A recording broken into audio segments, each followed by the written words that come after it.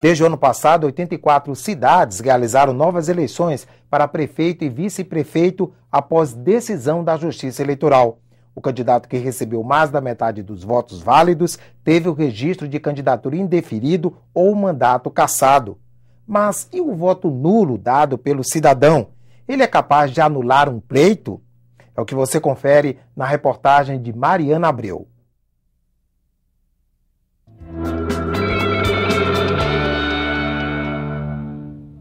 A menos de um mês das eleições, tem gente que ainda não sabe em quem votar. Estou em dúvida ainda. Tem que buscar, tem que pesquisar. Então eu ainda não defini qual seria meu voto. Eu estou assim, prestando atenção no horário político, para me decidir. Estou em dúvida. Tem também quem está decidido a anular o voto. O político está desacreditado, né, filho? Não achei um candidato assim que eu confiasse para votar. Mas qual a diferença entre votar nulo ou em branco?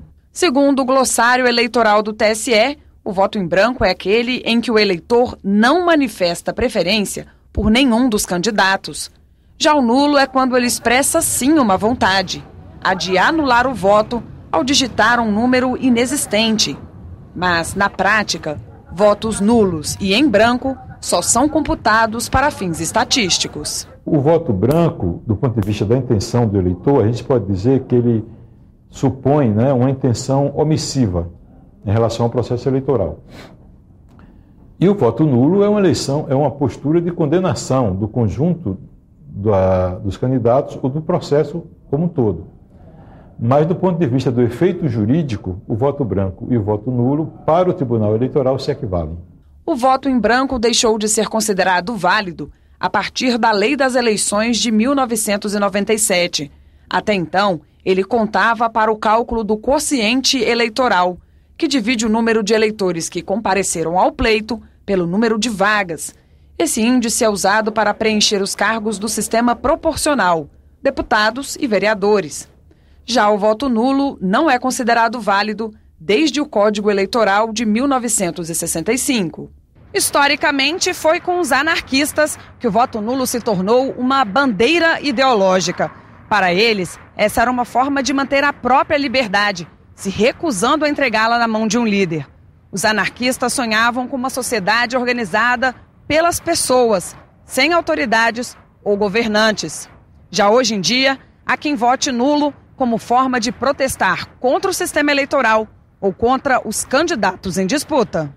Basta procurar na internet para encontrar dezenas de campanhas nesse sentido.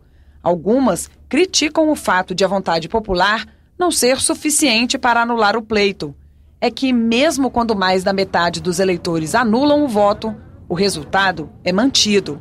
Só a Justiça Eleitoral pode anular um pleito, quando é comprovada alguma fraude, como compra de votos, abuso do poder econômico ou irregularidades com mesários e urnas.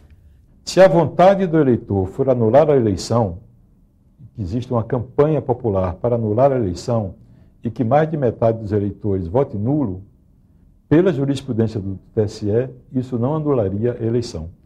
Eu suponho que essa jurisprudência é resultado de um propósito de parte do Estado de ensejar a realização de eleições válidas, de não facilitar a hipótese de anulação de eleições.